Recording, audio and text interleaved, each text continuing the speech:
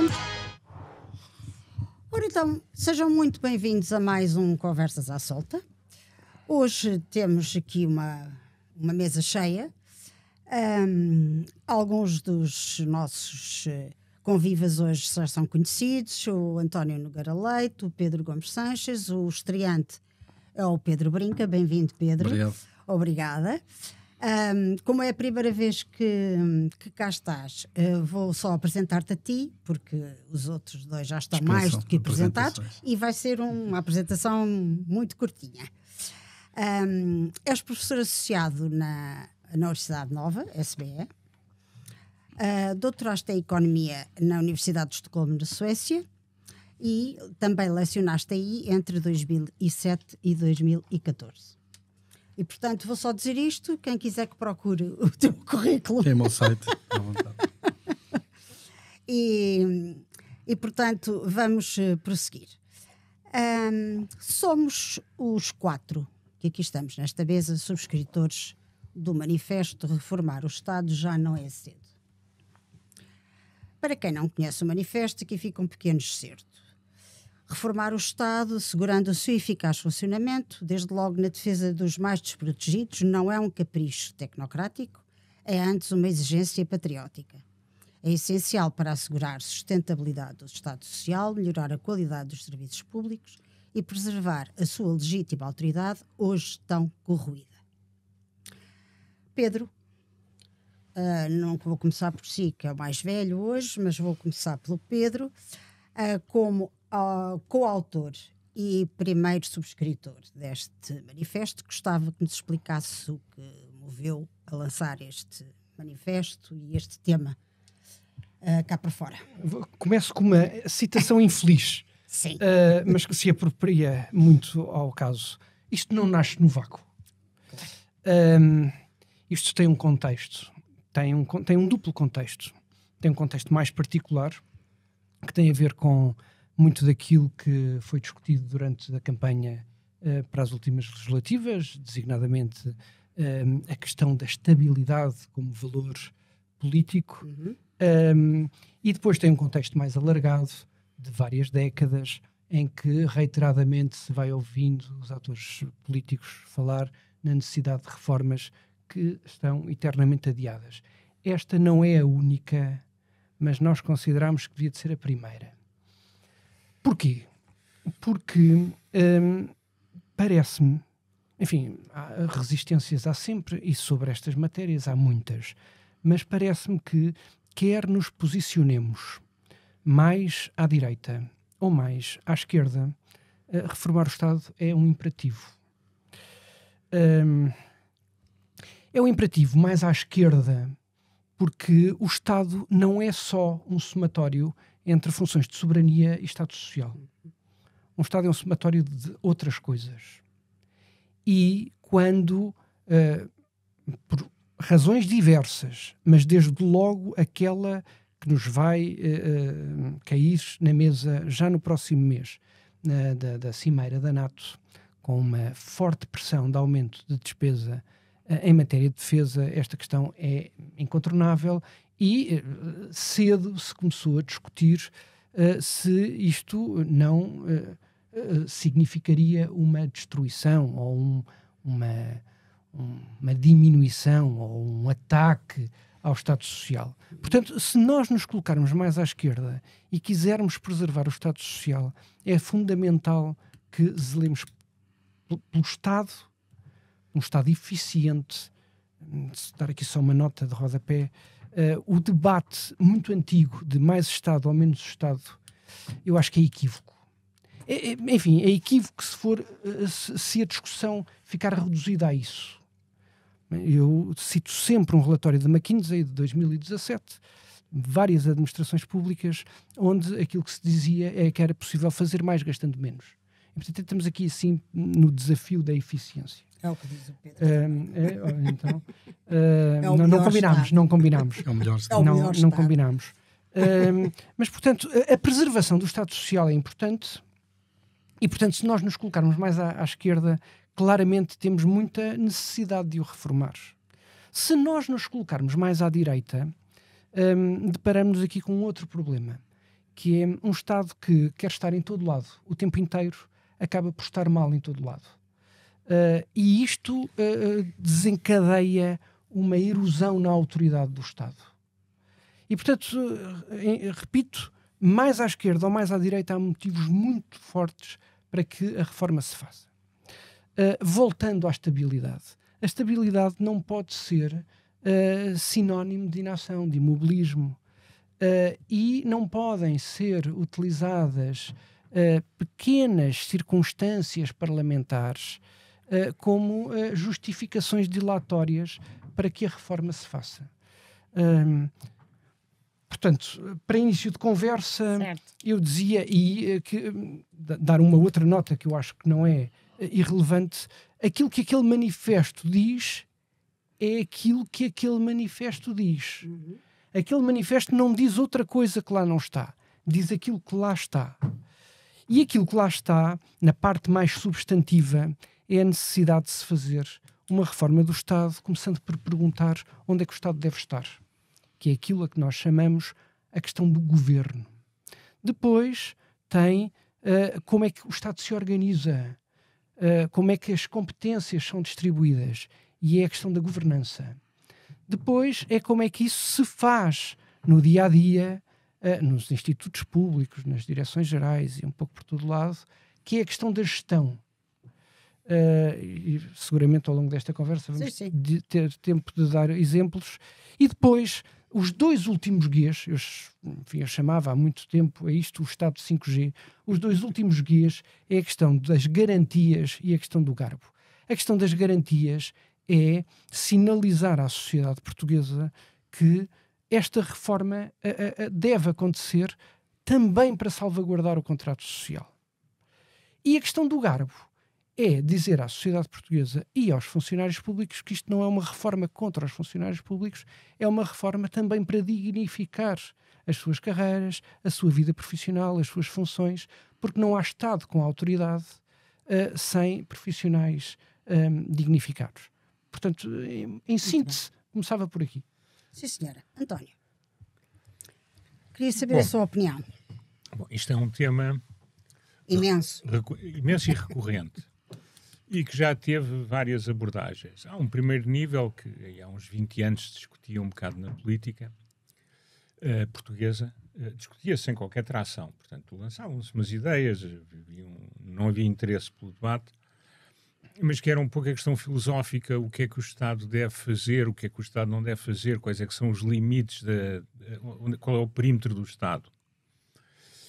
E essa discussão era inquinada logo pelo método leninista que a esquerda geralmente usa neste debate, que é acusar quem levantava o tema, na altura não era de ser fascista, na altura era de querer destruir o Estado Social. Portanto, as pessoas ainda não estavam a falar da componente social do Estado, mas já era porque eles queriam, e depois queriam dar o Estado Social às famílias, às grandes empresas, sempre a mesma coisa. Como um Pedro Nuno com aquela história recente da privatização da Segurança Social, quando ninguém falou de privatização nenhuma. Falou. Mas pronto.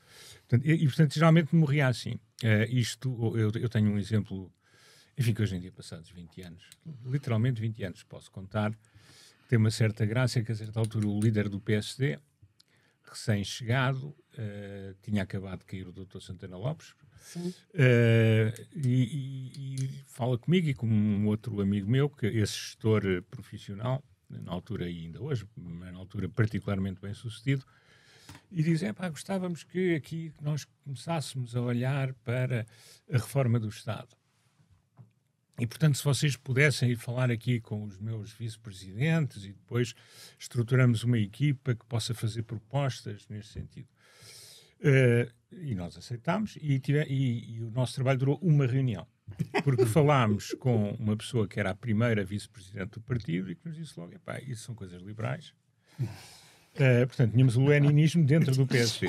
Isso são coisas liberais, não nos interessam nada. Nós somos social-democratas. Mas olha que ainda não sei. Nós somos social-democratas e, portanto, isso é daquelas coisas que não vamos fazer, não vai acontecer. Vocês estão aqui a perder o vosso tempo.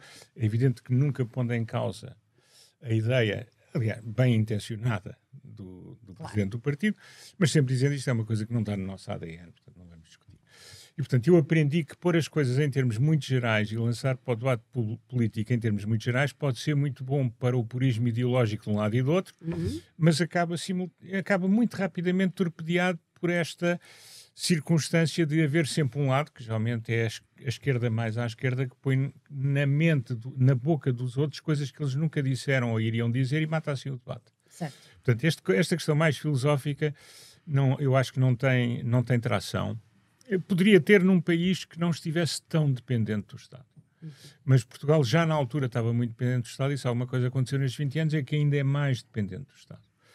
Esse é o primeiro aspecto. O outro aspecto é aquilo que eu chamo, que é uma inutilidade, ou uma utilidade muito pequena, que é o que eu chamo as reformas mediáticas. Vários políticos têm feito reformas da administração pública. Tipicamente é assim. Faz-se uma lista de uma série enorme de comissões e observatórios, etc., ou que não, idealmente que não tenham nenhuma atividade. Claro. Ou alguns que possam ter uma pequena atividade, que geralmente enfim, se confunde com a atividade de outros órgãos que existem. Certo.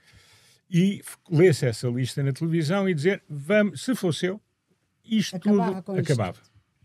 Estamos a falar do que eu chamo de DOJ à portuguesa, porque não altera nada de substancial, e é à portuguesa porque não despede ninguém, ou praticamente ninguém, e não poupa nada, nem realmente, nem ficticiamente. Portanto, é só este exercício de... Isto já aconteceu várias vezes nos últimos 20 anos. Portanto, aparecerem pessoas que dizem, está aqui uma lista, estão a ver esta vergonha, pouca vergonha, se fosse eu, acabava com tudo. E às vezes um exercício que vale a pena ver é se, quando as pessoas dizem isso no exercício de funções políticas, se até essas acabaram ou não. Nunca fui fazer esse teste. Dou réplica porque isso é um tema muito interessante. Depois, não estou a dizer que há algumas dessas coisas podem ter algum interesse temporário. Portanto, não estou a dizer que elas... Eu estou a dizer que é um exercício que não tem grande interesse. Sim, sim. É só mediatismo. É essencialmente mediatismo. Depois um outro aspecto que é a motivação financeira. Eu faço reforma do Estado para poupar. É evidente que isso é um aspecto importante e é evidente que tem decorrências importantes e nós cada vez temos menos margem de manobra em fazer escolhas no futuro porque temos procrastinado sucessivamente em fazer qualquer reforma aqui e, portanto, até agora o que é que temos feito? Temos perdido liberdade nas escolhas, mas isso não é perceptível pela generalidade das pessoas.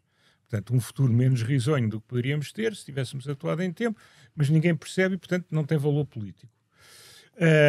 O segundo aspecto, que para mim é um aspecto que é importante, é que isso deu asa às políticas.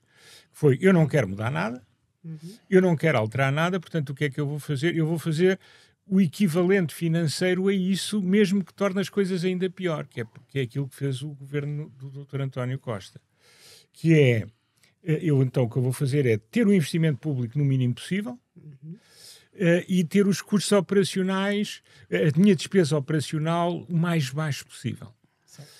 Como se eu não mudar mais nada, e em muitas circunstâncias não se mudou mais nada, a única coisa que eu tenho são piores serviços.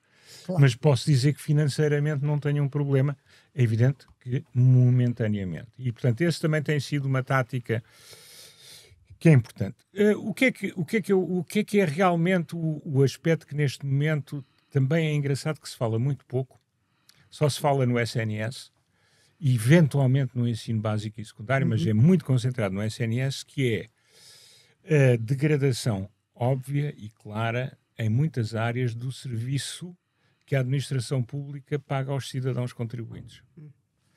E eu dou uma área onde, enfim, tenho experiência no terreno, grandes números, os meus concorrentes todos dizem o mesmo, que é, por exemplo, nas áreas dependentes do Ministério da Justiça. Porque os portugueses gostam da justiça é discutir penas e discutir processo de crime.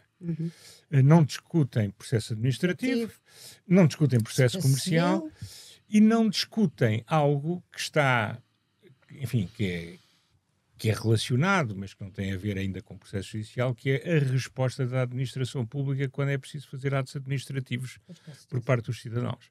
E aqui tem dois aspectos, que é o tempo cada vez maior de resposta, E esse tempo aumentou muito nos últimos 5, 6 anos.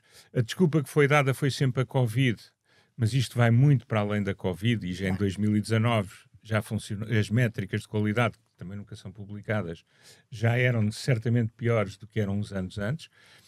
E tem o segundo aspecto, que é uma reforma para começo de conversa era evitar que todo e qualquer cidadão precise de demonstrar em todo e qualquer ponto de interface com a administração pública que outro qualquer órgão da administração pública tem informação sobre o qual o cidadão contribuinte pagante tem que ser pombo-correio.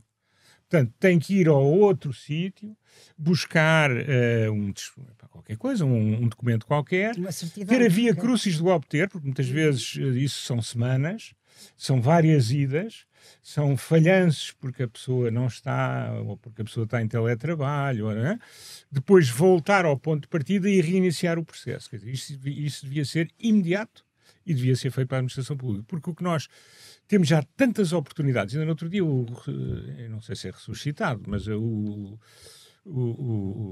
licenciado em Engenharia Civil José Sócrates voltou à televisão. Sim.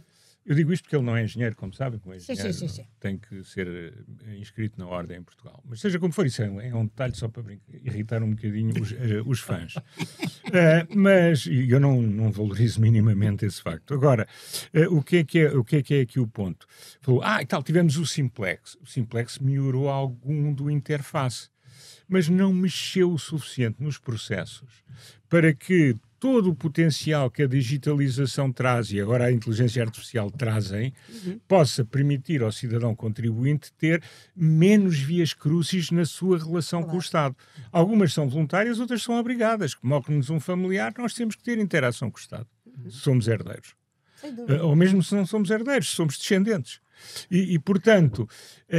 eu acho que este aspecto do processo é um aspecto muito importante. E aí o que eu achava que, só para terminar, duas áreas cruciais é focar-nos na qualidade do serviço prestado e no processo e na utilização das tecnologias com as quais os políticos enchem permanentemente a boca e que poderiam, de facto, alterar muito a relação das pessoas com a administração. E facilitar a vida, claro. E não é só comprar computadores... ter grandes negócios com os fornecedores de equipamento informático, com os operadores de telecomunicações, nós temos que desenhar os nossos procedimentos de trabalho. Concomitantemente, dois. Que ele já falou, é para o grosso da administração pública, não estou a falar sequer das carreiras especiais, porque essas também têm que ser tratadas, mas criar um sistema de gestão de recursos humanos do século XXI e não do século XIX, do Exército do século XIX. Porque na maior parte das situações as coisas funcionam porque há pessoas que não, ao contrário do que eu estou convencido como economista, há pessoas que não reagem aos incentivos, porque sabem que nunca será recompensado o trabalho a mais que fazem que os seus colegas, não é recompensado nem em promoções, nem em valorização salarial, nem em coisa nenhuma. Portanto, ter uma gestão de recursos humanos do século XXI, isso pode custar algum dinheiro no início, mas os ganhos de eficiência são tais que na próxima década nós não precisamos de aumentar, eu acho que temos de diminuir, mas não precisamos de aumentar em 100 mil pessoas em termos net, em termos líquidos, o número de funcionários. Claro. Portanto, esse segundo aspecto é um aspecto fundamental. E depois o outro é, de alto a baixo, dado que hoje em dia podemos mudar os processos, ter, digamos, as organizações adaptadas aos processos. Ou seja, há muitas coisas que eu tenho hoje que se calhar não fazem sentido. Ter uma mente aberta, ter as restrições que nós sabemos relativamente a despedimentos, etc. Eu não estou nesta fase, até porque acho que é impossível fazer de outra maneira e até porque a jurisprudência constitucional vai nesse sentido. Quer dizer, mas melhorar isso tudo, fazer um streamlining da administração, que não é... enfim, vou ser muito atacado pelas pessoas mais do Chega, mas que não, a maior parte dos quais não tem experiência de gerir coisa nenhuma, muito menos a administração pública. Mas a questão aqui é, eu acho que temos que fazer tudo apesar das restrições. E depois dizer aos políticos, olha, as restrições que existem são estas, o custo é este. Mas, entretanto, o que era para funcionar está a funcionar e está a funcionar de uma forma eficiente. Porque nós temos vários exemplos pela administração pública de que é possível pôr as coisas a funcionar. Agora, as coisas são postas a funcionar num ambiente em que, primeiro, os dirigentes correm algum risco e, em segundo lugar, um outro aspecto muito importante, são geralmente coisas novas em que foi possível criar um ecossistema dinâmico e onde as pessoas não ficam, digamos, não ficam forças de bloqueio, parafraseando o antigo presidente, logo ao fim de 3 ou 4 anos numa instituição. Mas, portanto, nós temos muitas coisas que funcionam, mas são muito pequenas face ao total. Certo. Os portugueses odeiam o processo. Odeiam. Nas próprias empresas. Quer dizer, as pessoas não gostam da parte do processo. O processo é fundamental na maior parte das atividades. E, portanto, é no processo da produção de bens públicos e serviços públicos que eu acho que temos que gastar muito aspecto. Depois há os aspectos mais macro que eu tenho que deixar que os meus amigos falem e que eu também gostaria mais à frente de voltar, que é a questão eu diria, o síndrome do bom aluno com excesso de aspiração, que é basicamente tudo o que são perturbações burocráticas emanadas de Bruxelas, nós transformámos-las num monstrinho pior do que todos os outros países à nossa volta. E começou, lembra-se, quando havia críticas, nós éramos muito jovens, mas ainda nos lembramos, havia críticas às pessoas e o professor Cavaco, o seu ar sisudo, dizia: isto é assim porque somos bons alunos. Bons, mas não muito espertos. E, portanto, isso não funcionou.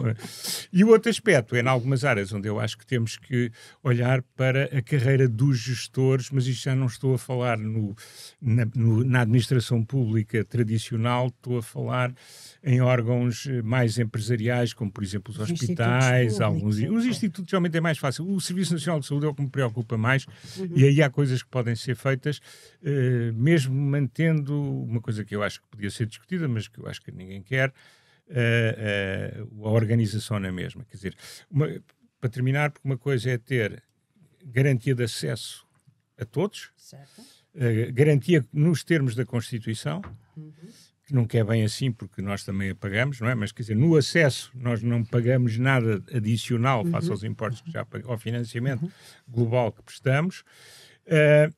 Portanto, garantir isso.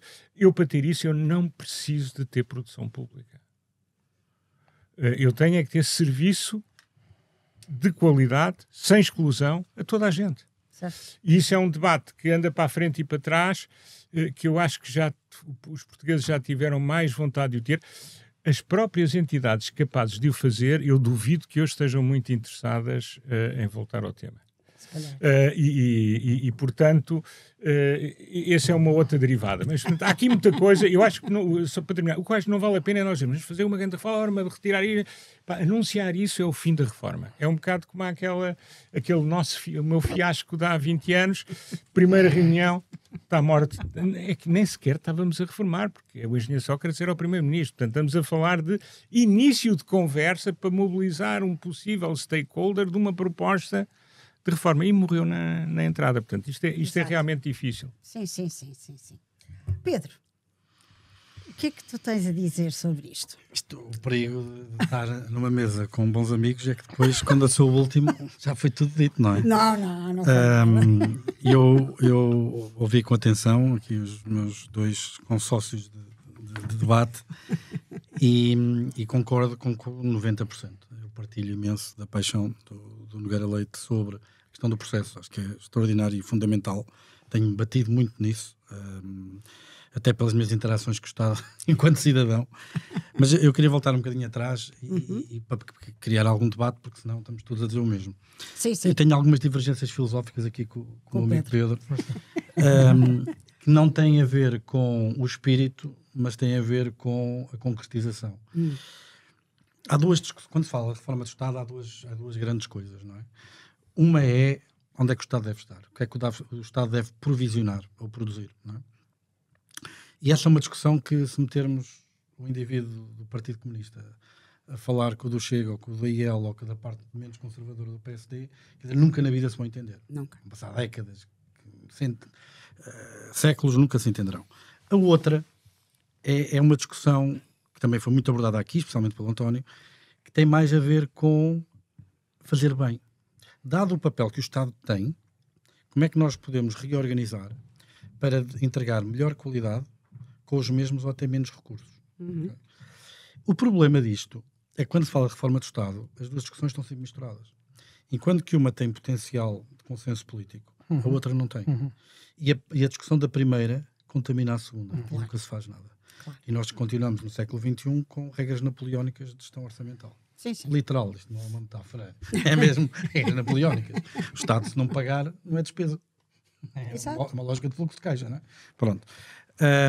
Eu acho que isso é um problema. E há uma pedagogia a fazer, mesmo do ponto de vista político, que permita pensar o Estado de uma forma mais baseada bottom-up e top-down em diferentes dimensões, bottom-up em termos de processo, que é a experiência do cidadão, e também top-down no sentido de qual é o bem político que esta divisão, que este processo, que esta legislação visa proteger, e qual é a melhor maneira de o fazer. Okay? Sem pôr em causa se, numa concepção mais política do que qual é o papel do Estado, se aquela legislação deve ser assim ou não. E que os meus conselhos já falaram com muito mais propriedade e autoridade do ponto de vista conceptual do tema, eu vou identificar uma ou duas questões práticas que metem um bocadinho mais de cor a estes exemplos que às vezes podem ficar assim um bocadinho no éter. Estou a construir uma casa na aldeia da minha avó, que sou muito agarrado às minhas raízes, apesar de ter nascido em Cascais e crescido aqui na linha. Qualquer pessoa que fale comigo 5 minutos nunca diria que eu sou daqui. Mas eu sou muito agarrado às minhas raízes estão na Beira Alta, e eu sou um apaixonado pela minha aldeia de Nagozela, em Santa Combadão. Eu sou economista de Santa Comba, uma coisa que às vezes... Mas pronto. E fazer lá uma casa. E eu, para pedir a licença de construção, tive que entregar 2 documentos. Tive que entregar a matriz das finanças, o terreno, e o levantamento topográfico. Ora, ao fim de vários meses, a Câmara reparou numa coisa fantástica, que podia ter reparado no momento que recebeu os documentos, mas pronto. Foi que a área do levantamento topográfico não batia certo com a matriz. Isso é um clássico. É clássico, exato. O que é que eles fazem? Fazem fazer uma coisa que aqui o António já falou muito bem, que é servir de pombo correio para o Estado. Agora o senhor tem que ir às finanças atualizar a área. Depois estou nas finanças, consigo fazer isso, mandam-me para a conservatória, porque nós temos 2 serviços de gestão de património em Portugal, um para efeitos fiscais, outro para efeitos patrimoniais, que faz todo sentido esta aplicação de serviços, não é? E depois sai da conservatória, pego nos documentos para ir à Câmara, para retomar o processo. No meio disto passaram-se meses. Claro. Porque é Santa Combadão, porque se fosse Lisboa eram anos. Chego lá, que documento é que eu tive que produzir nas finanças e na conservatória para corrigir a área? O levantamento topográfico que a Câmara tinha e com o qual diagnosticou o problema. Certo. Faz todo sentido. Ou seja, a Câmara já tinha toda a informação que precisava para continuar com o processo. Porque se aquilo que faz fé é o levantamento topográfico, quer nas finanças, quer na conservatória, a Câmara já tinha essa informação. E eu acho que este exemplo é especialmente pertinente por uma razão. Porque, como disse há bocado, quando interrompeu o Pedro, eu não quero mais nem menos Estado. Isso é uma discussão, é outra discussão, na minha opinião, também gostaria muito de a ter e que já mais próxima, se calhar, de uma parte daquilo que o Pedro falou. Eu quero melhor Estado. Okay? Neste caso concreto, eu não quero menos Estado. Porquê? A razão pela qual se faz este check-up faz sentido. Há um bem público que está a ser protegido. Porquê? Porque se eu fizer o meu projeto de construção, eu impermeabilizar todo o terreno, a próxima vez que chover é valência 2.0. Vai uma enxurrada, leva tudo por aí. Portanto, a Câmara tem a obrigação de velar pela segurança das pessoas e não permitir impermeabilizações do solo que sejam excessivas e que possam levar a inundações. Só que qual é o problema disto tudo? É que o coeficiente de construção, quer fosse calculado pela matriz, quer fosse calculado pelo levantamento topográfico, era respeitado. Ou seja, houve aqui um bem público que era preciso ser protegido, mas que o processo não respeitou de tudo, porque foi completamente irrelevante para essa mesma proteção. Não, e só mais uma coisa, posso... Claro. E que cria uma atividade privada escusada. Claro. Que é com todo o mérito que tem, porque eu ainda recentemente tive vários exercícios muito parecidos, também na beira, mas na beira litoral, muito parecidos, foi mais do que um. Exatamente a mesma história. E sem desmerecer a pessoa que foi competentíssima e super disponível e até parcimoniosa a pedir os seus honorários, eu tive que ir a um agente privado para realizar uma atividade que o Estado, como dizia, tinha realizado desde o momento em que a despoleta, porque ele só a despoleta porque sabe exatamente qual é que é a área, que é a Câmara. Por isso, o meu primeiro ponto... O meu primeiro ponto era sublinhar aquilo que o António brilhantemente referiu, que é processo. E isto como eu também tentei adiantar, em si é um processo holístico, porque nós não conseguimos alterar processo sem termos apoio legislativo, porque parte do bloqueio, a alteração dos processos, são questões legislativas. Porque depois vem uma auditoria e ele não meteu a cruz na caixa. Mas não era preciso porque eu tinha acesso a... Não interessa. É assim que tem que ser feito, não cumpriu a lei, pumba. E depois, os funcionários públicos, que são boas pessoas, e querem, obviamente, fazer as coisas bem e ajudar as pessoas, como é óbvio. Há sempre uma ovelha negra. Acho que a regra geral, as pessoas estão lá no sentido de querer ajudar as pessoas, muitas vezes só têm downside risk. Porque na ânsia de facilitar uma situação que deve ser facilitada, não há nenhum bem público em causa. Não o podem fazer sob o risco de poderem ser penalizados. E nada de bom lhes traz, tirando a satisfação pessoal de conseguir ajudar uma pessoa. Ou seja, cria-se aqui uma cultura kafkiana em que nós estamos a fazer processo para processo. Este é um ponto. O outro ponto tem a ver com algumas armadilhas. A burocracia alimenta-se a si própria. Eu tive em várias discussões que até com a autoridade tributária eu fiz vários... Aliás, a criação do novo modelo de avaliação do valor base tributário dos terrenos rústicos fui eu que o fiz para a AT, num projeto recente que eu trabalhei com eles. E nós temos discussões apaixonantes sobre o problema do território, não é? Imagino. Um dos maiores problemas, porque é que temos tantos incêndios em Portugal? E porque é que são quase todos na zona centro? Porque, não sei se vocês têm noção, o cadastro ainda é... O cadastro é uma consequência do problema que eu lhe vou dizer. Não sei se têm noção qual é o tamanho médio do prédio rústico na zona centro do país. Terreno. Pá, aí, até querem adivinhar. Na minha terra é mais pequenino, de certeza, que eu sou do Minho. Não, é maior. No norte é maior. Norte e Alentejo é maior. O centro é o que está mais fragmentado. São 0,6 hectares. 0,6 hectares. Quer dizer, para a agricultura sustentar um emprego a tempo inteiro, dependendo da cultura, mas em média cerca de 20 hectares. Exato. Em floresta e silvicultura são 200. Ou seja, para termos uma lógica de exploração do território é preciso escala. Mas imagino que eu agora vi o programa do Quem Quer Casar com o Agricultor e fiquei todo entusiasmado e quero ser agricultor. Ora, eu para ter uma quinta e sustentar o meu emprego só, eu para ter uma quinta tenho que fazer 33 transações de 0,6 terrenos de 0,6 hectares. O que é que eu tenho que fazer? Eu tenho que enfrentar 33 processos de assinaturas de escrituras em notários, em que só o custo dos emolumentos, já nem vou aos impostos, porque esses são proporcionais, estamos a falar de custos fixos, só emolumentos são 400 a 600 euros por escritura. São muitas vezes 2 ou 3 vezes superior ao valor do terreno. Do terreno, sim. Pronto. O valor matricial deve ser 10 euros ou 20 euros. Não há nenhum incentivo aqui, quer dizer, há claramente aqui obstáculos, são custos de transação, por e duros. Aliás, nós em economia sabemos, é um mercado em que os custos de transação são elevados, não funciona, ponto final parágrafo. Não é? Pronto. Mas o processo é mais cómico que isso. Isto só foi resolvido em 2024. Que é, eu se comprar um terreno, eu tenho que enviar uma carta registada com convite de recepção para cada um dos confinantes. Sim, senhor. Para eles saberem os termos do negócio, para exercer o direito de preferência. Exatamente. E eu, como bom cidadão que sou, não é? E quero cumprir isso, vou às finanças e peço ao amigo, dê-me então a morada do senhor para enviar a carta. É o que ele me diz que o RGPD não deixa. Não deixa, agora não Ou seja, posso. O Estado obriga-me a mandar a carta, mas proíbe-me de saber para onde. Isto foi resolvido o ano passado. Isto foi em 2024. Isto não foi 1820, foi em 2024. Sim. Foi resolvido o ano passado. Quer dizer, tudo isto é escabroso. E sem uma lógica não existe um pensamento estratégico de pensar a floresta não funciona. Temos incêndios. Porquê é que temos incêndios? Não são os eucaliptos, é o abandono. Claro. É onde cresce mato. Uma floresta bem gerida de eucalipto que não tenha mato é uma barreira aos incêndios. Ou seja, não há um pensamento estruturado de pensar. Nós temos aqui um problema de abandono, temos aqui um problema de gestão. Como é que nós conseguimos criar um ambiente económico? Não é? Como é que nós conseguimos criar um ambiente económico em que as pessoas, porque toda a gente gosta de ganhar dinheiro, o que é que não gosta? Eu gosto de ganhar dinheiro, não sei aqui os meus amigos, mas eu gosto. Eu gosto. Se houver uma lógica, se eu tiver ali uma oportunidade de ganhar dinheiro, não é? Claro. E de investir, claro que se me criarem as condições para que eu o possa fazer, eu vou fazer. Com certeza. Agora, a prova do pudim está mesmo na prova. E o facto dos terrenos estarem abandonados é porque essa lógica não existe. Não é? Não existindo, acontecem estes problemas todos que nós estamos aqui a falar. E isto reproduz em tantas áreas do Estado. Eu aí, nesse caso concreto, para a questão da transação dos prédios rústicos, eu até tive uma proposta concreta na altura, que era, nós já temos dois sistemas de registro patrimonial. E o das finanças, excetuando a questão dos cadastros, aqueles que já estão cadastrados e estão nas finanças, nós pagamos IMI, essas coisas todas, o Estado presume propriedade. O Estado presume propriedade para me taxar sobre esses prédios. Senão seria confisco. Exato. Pronto.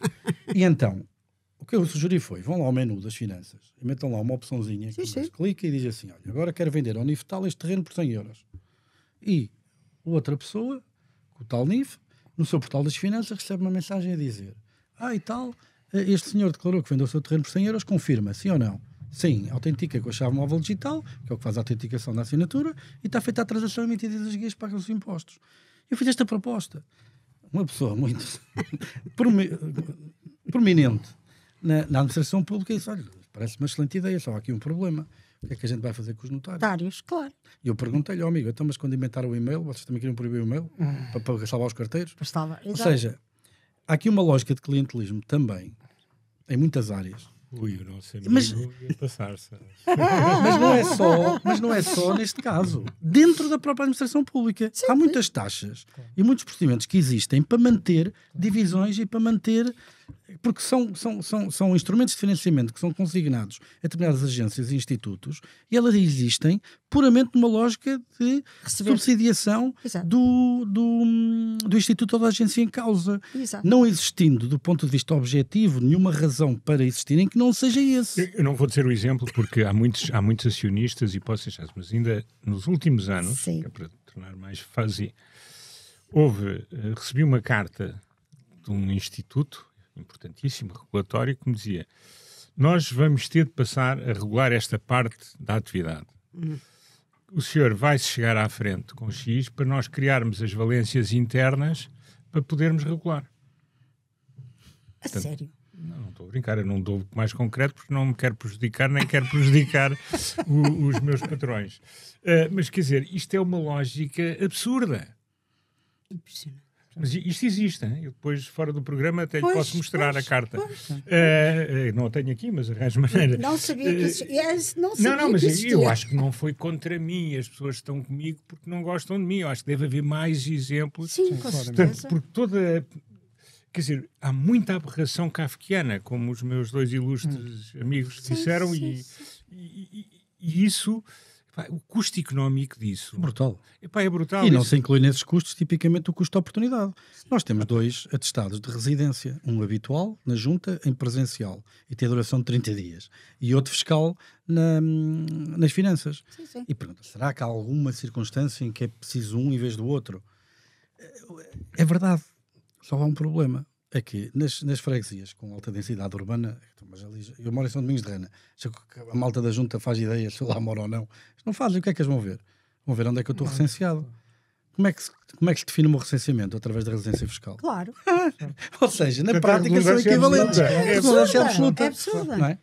Eu só queria, antes de passar ao Pedro... O cidadão mete-se na máquina, naqueles processadores e vê-se logo qual é a residência. Eu, antes de passar ao Pedro, que era só para fazer a última provocação...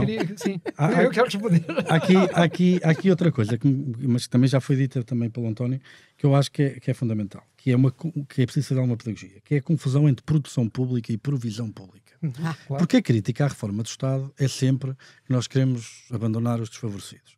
Quer dizer, isso para mim, eu gostava de ter um adjetivo melhor, mas para além de imbecil não me ocorre nada melhor. Nós podemos discutir qual é a melhor maneira, não é, das pessoas, por exemplo, terem pão. Imaginemos que nós queremos dar um pão a toda a gente. Quer dizer, o Estado pode comprar o pão e dá-lo às pessoas. E há uma provisão pública desse bem. Ou o Estado pode contratar padeiros, montar fornos e fazer padarias. E há a produção pública acompanhada da provisão pública desse bem. Quer dizer, nós podemos discutir como é que se produz, e então aí entramos nas conversas de PPPs e companhia, podemos discutir como é que se produz, sem discutir se estamos a pôr em causa a provisão pública. Claro. Só que, mais uma vez, misturam-se as duas conversas. Claro. E há um exemplo que eu gosto de dar para terminar e deixar o Pedro depois responder às provocações, que é o seguinte, eu tenho, e agora publicidade descarada ao meu programa de televisão, tenho um programa na televisão às terças-feiras, que é o Choque de Ideias, em que estou com o Ricardo Paes Mamed, que ocupa um espectro político um bocadinho afastado do meu, para ser simpático, E eu lembro, ainda não fazia parte do programa, quem estava lá, entre aspas, no meu lugar, era o Ricardo Roja, e eles convidaram o ministro Medina para o programa, para discutir o Orçamento de Estado. Já há 2 anos, se não estou em erro. E o Ricardo, na altura, estava projetado um déficit, e o Ricardo, muito indignado, a dizer que ainda havia listas de espera, etc., e que se podia aumentar o déficit para resolver a questão das listas de espera. Ao que o ministro Medina, socialista, nesse aspecto, lhe responde que o problema das listas de espera não é dinheiro, nem orçamento. É o quê? É gestão. E há aqui também uma ideia de que no Estado a única maneira de resolver os problemas é tirar dinheiro para cima deles. Já se viu que não é. E que pode ser fortemente contraproducente. Já se viu que não é assim. Eu sobre a gestão acho que depois podemos falar. Sim, é uma das questões fundamentais disto tudo. Pedro. Eu gostava de dar aqui assim algumas respostas. Ver se consigo manter aqui uma linha de raciocínio razoável. Esta aparente contradição de abordagens é só aparente. Eu acho que a resolução de problemas concretos, primeiro, problemas não faltam. E a necessidade urgente de os resolver é urgente.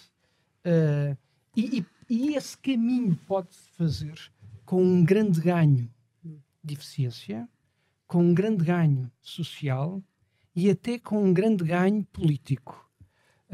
São aquelas coisas que vocês nas empresas gostam de chamar quick wins, não é?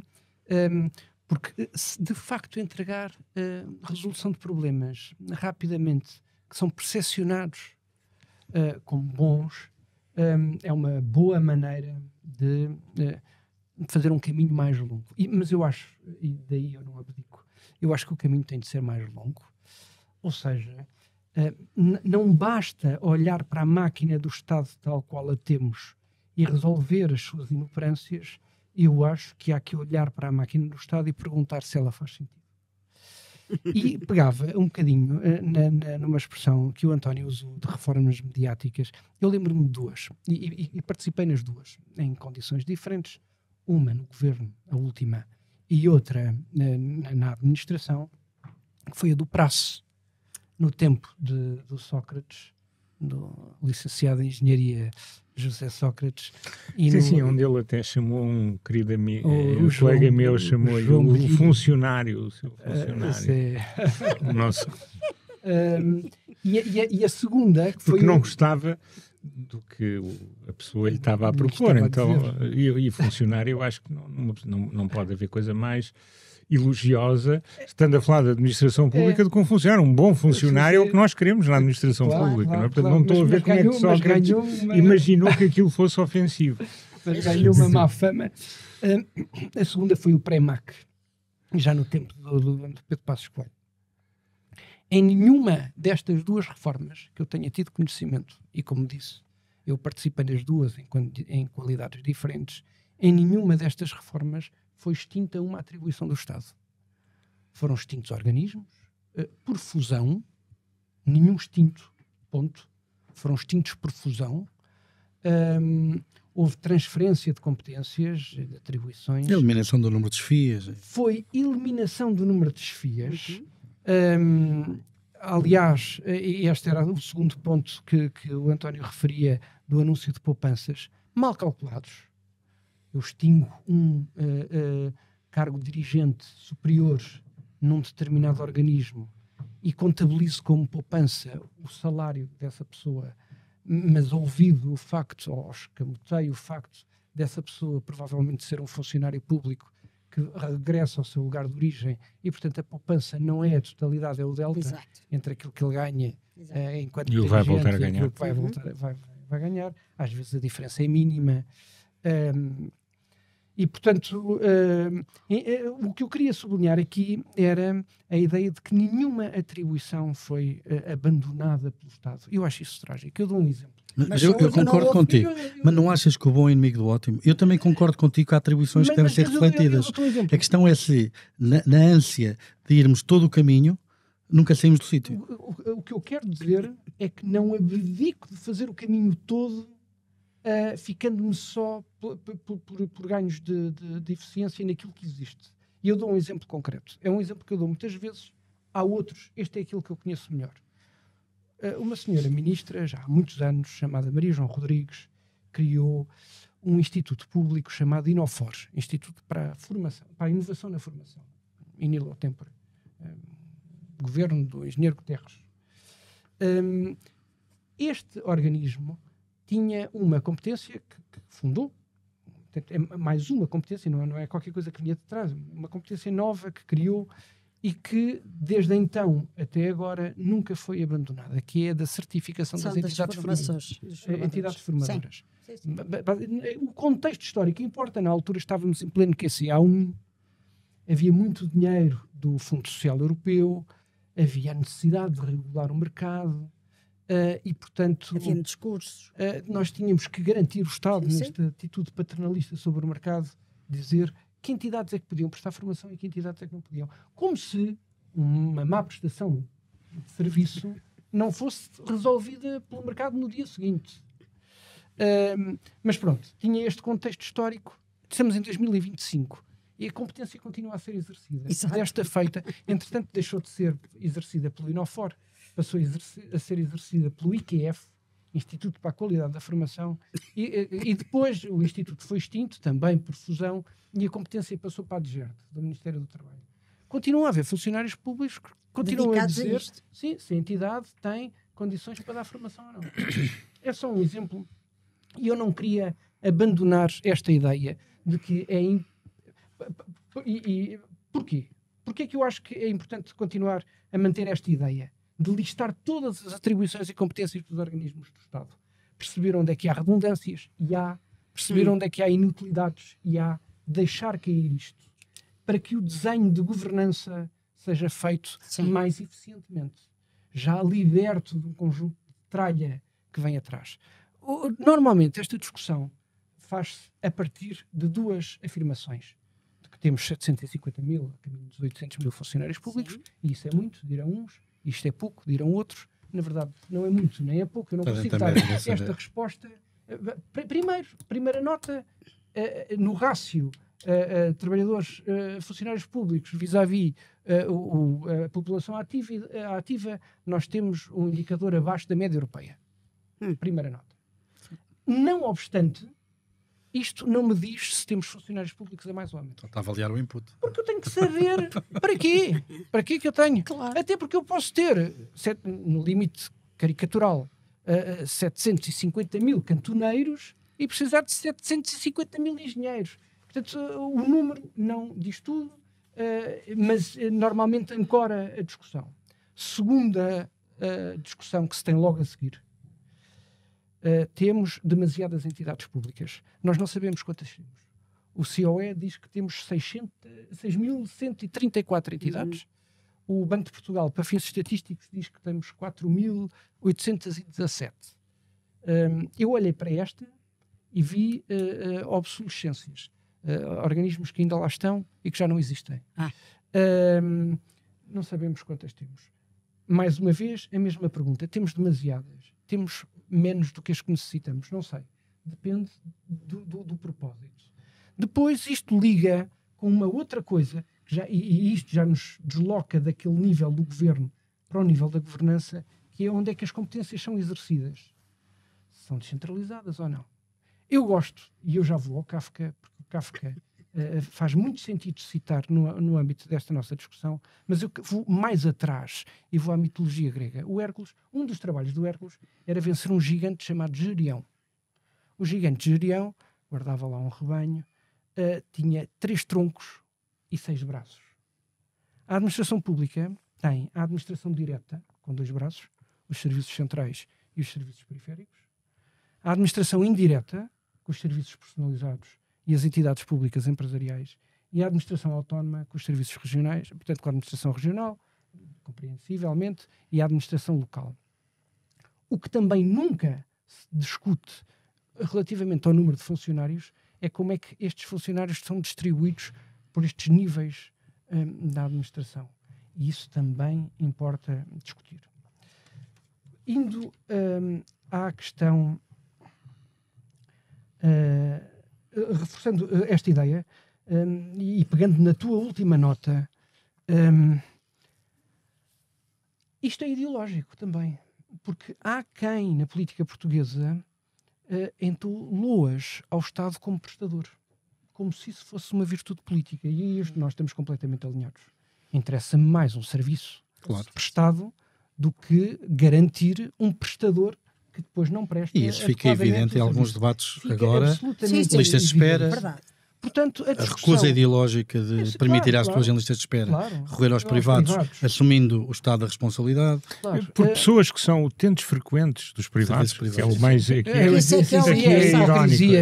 Isso é que é hipocrisia. Portanto, para eles sim, para o povo não. O povo tem que ir... Sempre ao lado do povo, o povo de um lado nas filas de espera e nós no outro, e nós nas filas do privado. Portanto, a questão das funções de soberania inalienáveis, as funções complementares com os diferentes setores, o privado, o público, o privado e o social, mas também aquelas funções onde a presença do Estado é escusada, inútil ou até adversa à liberdade económica e ao crescimento económico. Portanto, eu nunca abandonaria este foco sem embargo de podermos trabalhar. Eu acho que não deves abandonar, só acho aqui uma questão que é uma questão de ordens de magnitude, e eu explico. Há uns tempos atrás, uma entidade pediu-me para eu dar uma... Eu ainda não acabei. Então vou ser conciso. Uma entidade famosa, portuguesa, empresarial, pediu-me para eu dar uma palestra sobre PPPs. Isto, o risco de quando contrata um académico é que não se tem controle sobre aquilo que ele diz. Pois, claro. E eu fui ver a literatura. E por acaso, não era na área deles, mas uma das coisas que eu registrei com surpresa foi que as PPs em saúde, na literatura internacional, tendem a ter uma performance relativamente má, comparado com outras PPPs. Só que quando nós olhamos para Portugal, a gestão pública da saúde é tão catastrófica que em Portugal as PPPs da saúde são melhores que as públicas. E eu dou um exemplo de uma estatística e termino para deixar o Pedro continuar a raciocínio. Que eu ouvi isto num telejornal de um deputado a falar no Parlamento, que um hospital público da Zona Norte tinha tantos funcionários responsáveis pelas compras, dos fornecimentos e serviços, como todos os hospitais privados no país. Juntamos todos os hospitais privados do país, esses hospitais todos juntos têm tantas pessoas ao serviço para tratar de compras como um hospital central do Norte. Isso é impressionante. Olha, eu pego por aí para concluir. Eu tenho uma tese nunca verificada. Enfim, daí o foco na ineficiência, não é? Daí a questão da ordem de magnitude. Podem considerar isto uma piada de mau gosto. Eu tenho para mim que os 750 mil funcionários públicos se podem dividir em três. Os 250 mil que entregam valor económico à sociedade. Os 250 mil que trabalham para nestes processos de compras, recursos humanos, cada unidadezinha tem uma secção de pessoal, uma secção de compras, uma secção financeira, e os 250 mil que não fazem nada. Enfim, eu sei, é excessivamente provocador, mas eu, não sendo capaz de provar isto, desafio que me provem o contrário. O amigo já está com uma atitude semelhante à autoridade tributária. Exato. O ónus da prova está do outro lado.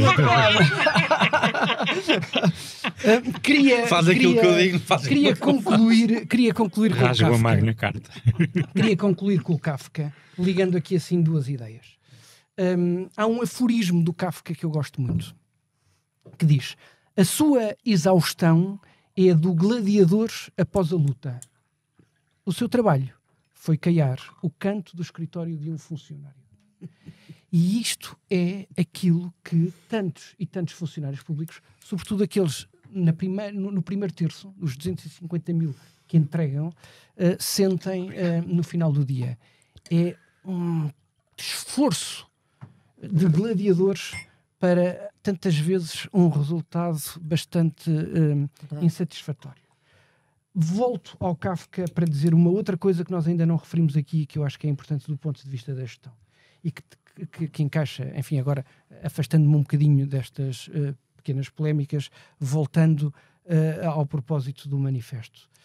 A legislação que regulamenta a atividade pública é imensa, é má e é dispersa. E muda constantemente. E muda constantemente. Não há um decreto de execução orçamental, um orçamento de Estado que não traga uma Entre nota qualquer a obrigar o cumprimento. Entre 1989, foi quando foi criado o Código de IRC, e 2022, o Código de IRC sofreu mais de 1.350 alterações.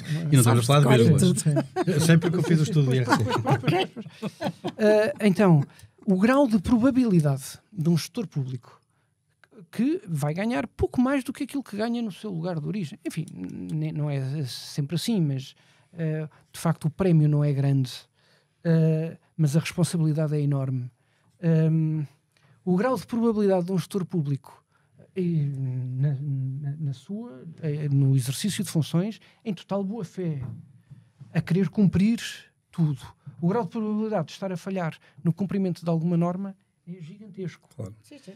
Portanto, há também aqui uma necessidade de simplificação, mais uma vez, de eliminação de redundâncias, de eliminação de inutilidades, de consolidação num código de gestão pública, todas as regras a que os gestores públicos estão obrigados. Eu até diria que é mais. É uma mudança de cultura de proibição, controlo e desresponsabilização.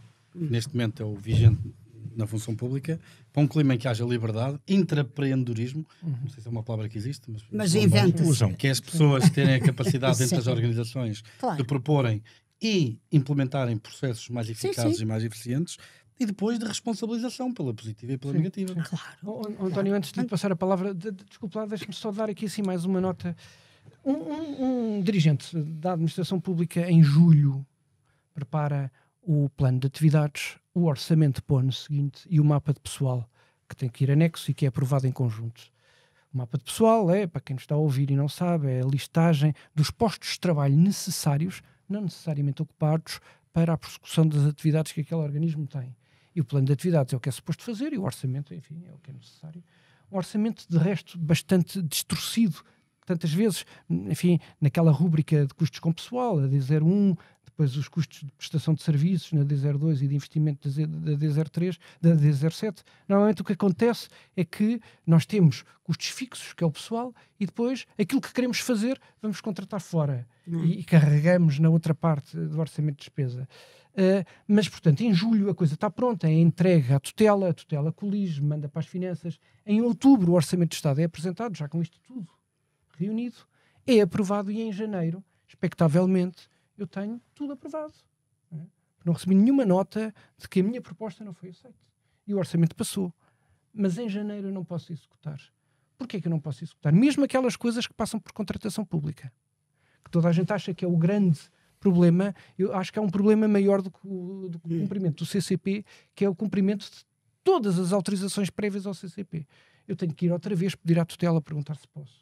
Se for a contratação de um serviço, eu tenho que verificar se no orçamento anterior eu executei um valor superior àquele que quero contratar agora. Tenho que perguntar aos serviços do meu ministério se tem alguém capaz de prestar aquele serviço. Se tenho que perguntar depois ao INA, ou aquilo que resta do INA, se há alguém em mobilidade especial, ou as pessoas que ainda restam da mobilidade especial, se podem executar. É tudo um conjunto de proformas que me permitem chegar à porta. Depois, se eu tiver gastos plurianuais, tenho as portarias de extensão de encargos, eu à porta do CCP, e depois a porta do CCP leva-me a um caminho longo, designadamente se os contratos forem muito grandes e eu tiver que ir ao Tribunal de Contas, eu abro a porta do CCP lá para junho. Otimista. Eu estou a executar em setembro, outubro. Isto é absurdo. E depois em janeiro volto à mesma coisa, porque os orçamentos são anuais.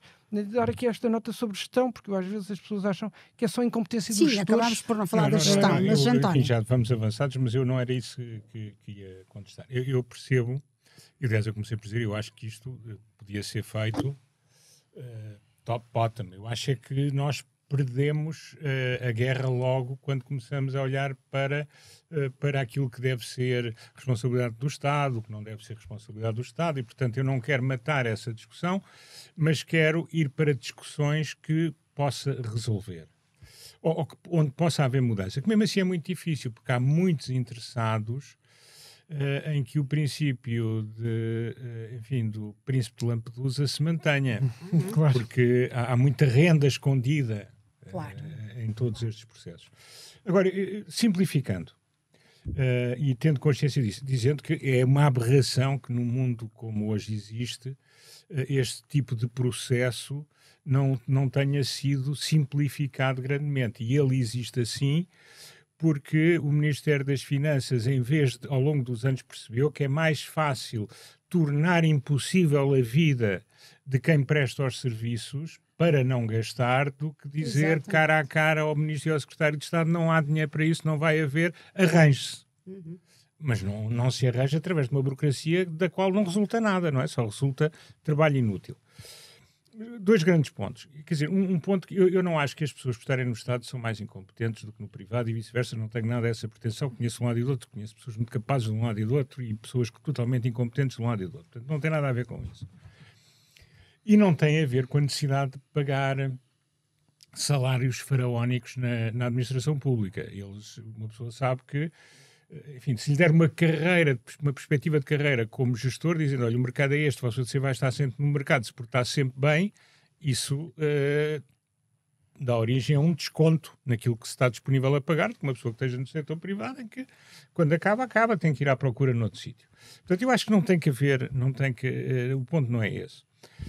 O ponto neste momento é, para além da questão da interferência política, que é muito relevante aqui, partidária, mas também não é só isso. A questão é, eu não dou instrumentos de gestão suficientes aos gestores públicos. Se eu pensar num hospital, por exemplo, mas qualquer outra coisa, e aí pego naquilo com o qual concordo que o Pedro Brinca estava a dizer, que é: eu criei um sistema em que eu quero evitar todos os males possíveis ex ante.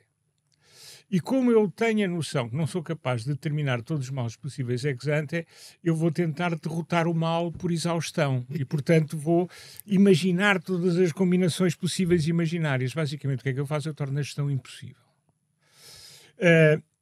Por outro lado, eu tenho um problema que nós aqui falamos, mas que é muito difícil. Eu deveria ter, para conseguir fazer uma reforma da administração pública em cada um dos seus setores, eu devia ter a capacidade de revogar imensa produção legislativa para trás. Que é como, por exemplo, o que se passa, não tem a ver com o setor público, mas também, mas muito menos, no setor da habitação. Eu, com a legislação que tenho, eu não consigo construir novas casas. Sobretudo, não consigo construir ao ritmo que eu preciso. Agora, houve imensas cabeças jurídicas e políticas que pensaram aquilo tudo. E há imensa gente que ganha fortunas a gerir este pandemónio. Escritório de advogado. Este pandemónio. E não só este pandemónio. Há muita renda da ineficiência. E, portanto, aqui eu acho que era crucial que houvesse alguém que de coragem dissesse de início: olha, isto é para mudar. Nós não vamos fazer a grande discussão filosófica, também não dizemos que ela nunca será feita na vida.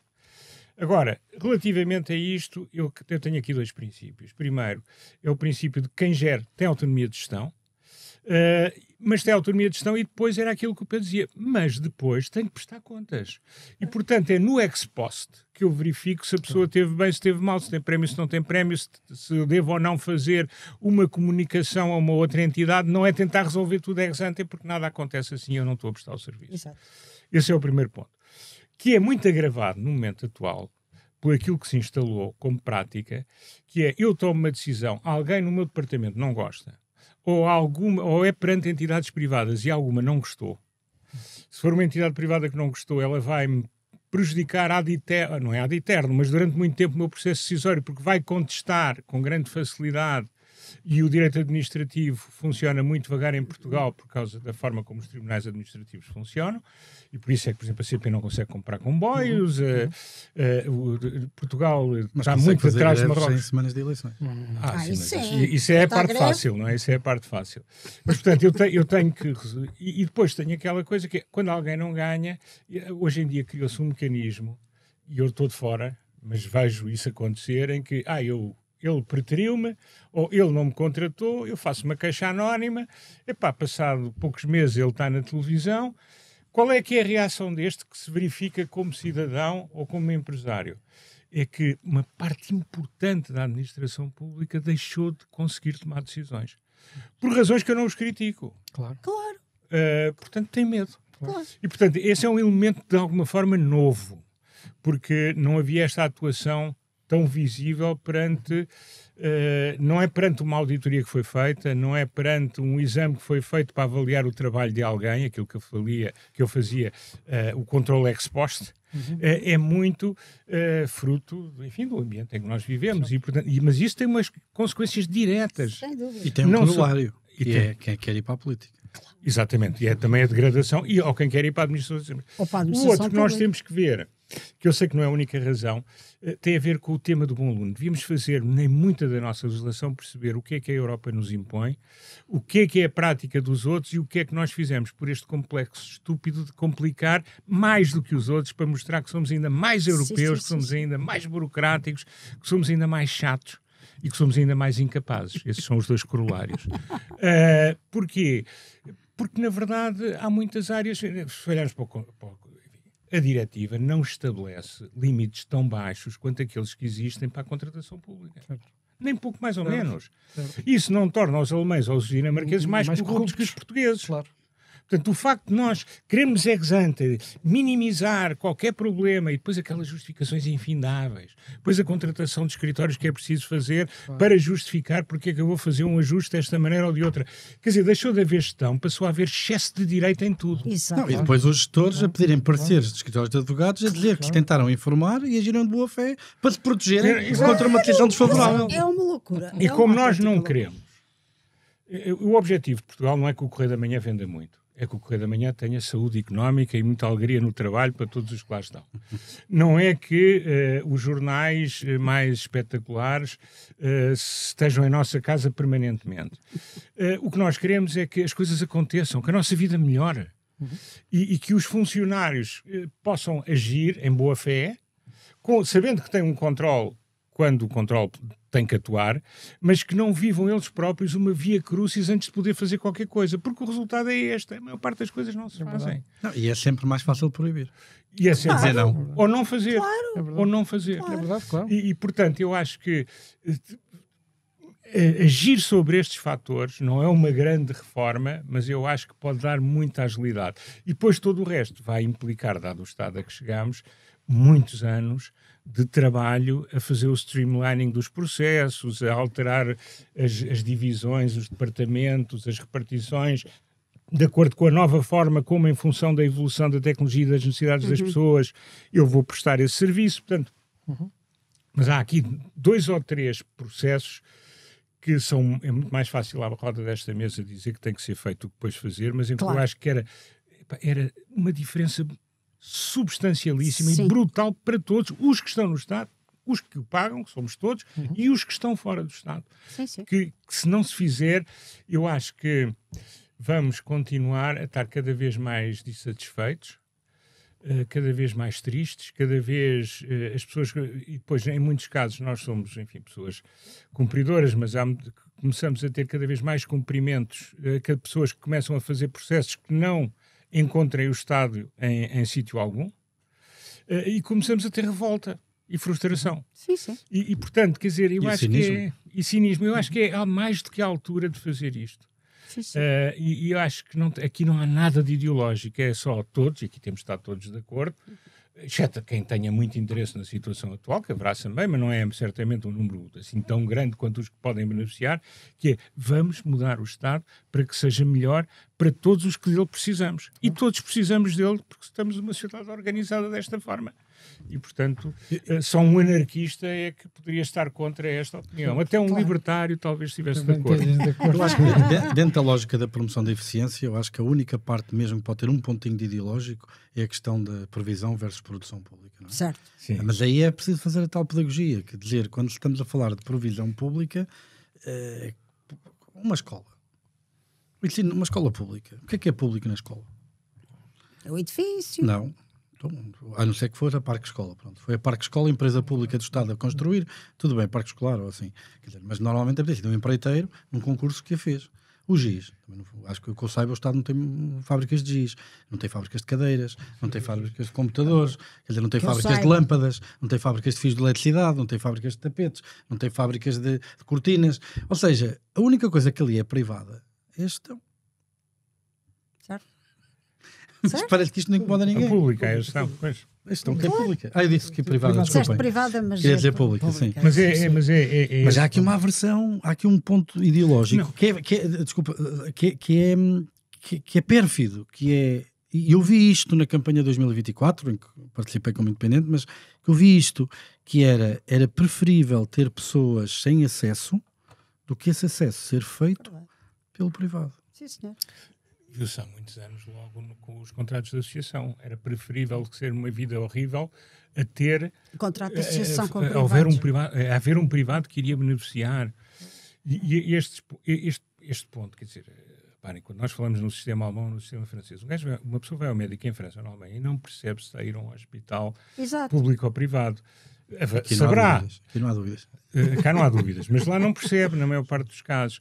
A pessoa sabe que vai a um hospital ao qual tem direito de ir e de ter prestado o serviço em linha com aquilo que está na Constituição francesa, que é a expectativa, ou na Constituição alemã, aquilo que é a expectativa dos alemães e dos franceses. Portanto, as pessoas nem notam se do outro lado está um funcionário público ou se do outro lado... Como em Portugal, as pessoas dizem, então o médico vai para o privado imediatamente, só pensa em dinheiro. Eu acho que é verdade que em Portugal nunca tivemos um único exemplo de um médico preocupado em ganhar muito dinheiro no setor público. Eu sei que isso é verdade.